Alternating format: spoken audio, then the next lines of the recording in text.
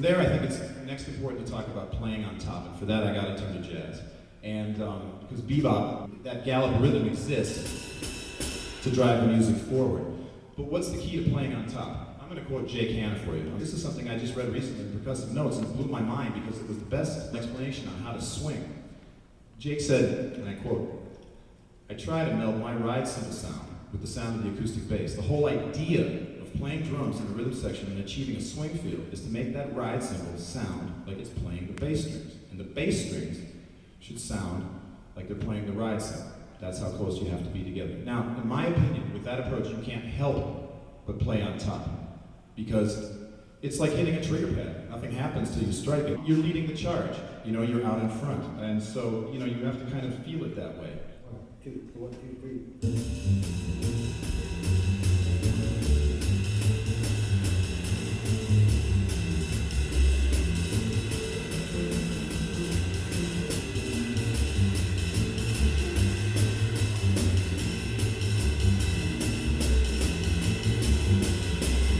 You gotta stay focused. And just try to think about keeping that thing moving forward. So often, especially with young drummers, I hear it die on the vine.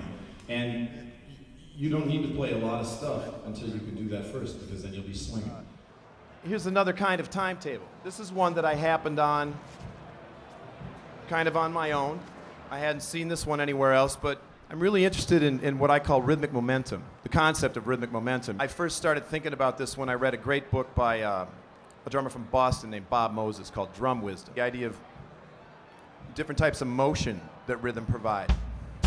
I'll play this for pulse. 1 and 3.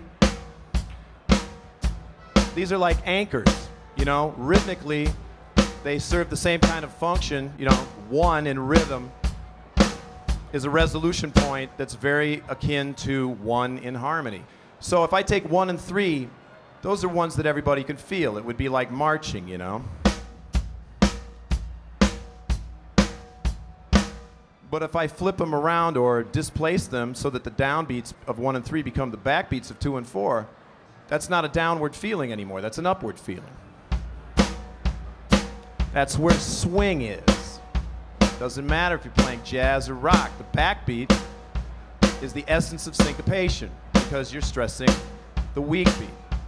Along those lines, I started realizing that, like, I wanted to have some jazz coordination examples. For instance, single stroke roll between the drums, right? Half note triplets.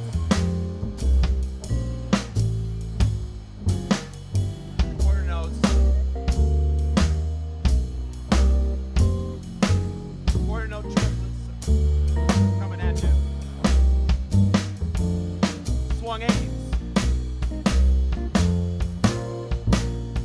Straight eights.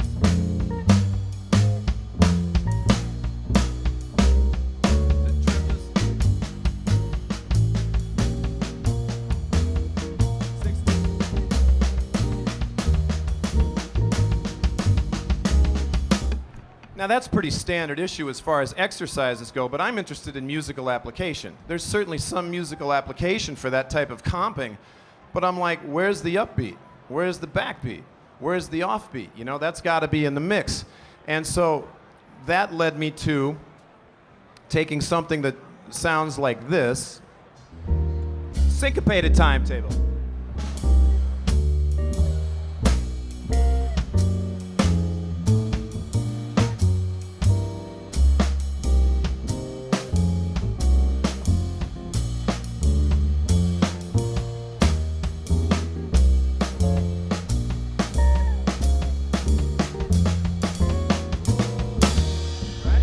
You know, I hear jazz drummers play that kind of stuff a lot, and so that's what got me thinking about that. Now, when you take that concept forward, it's really hip, because if you want to get into some things like rudiments, there's a lot you can do that with that.